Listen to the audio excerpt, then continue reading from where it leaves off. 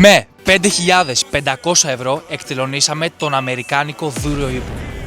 Ford Mustang του 2018, 2.300 κυβικά, 317 σημάζευτα άλογα. Και πρόσεξε, όχι αυτόματο και αηδίες. Είτε το αγαπάς είτε το μισείς, η αμερικάνικη επιβλητική του φινέτσα σου δίνει αμέσως μια γεύση της οδηγικής του εμπειρίας. Και επειδή τα πολλά λόγια χαλάνε την ατμόσφαιρα που δημιουργήσαμε, πάμε να το απολαύσουμε παρέα.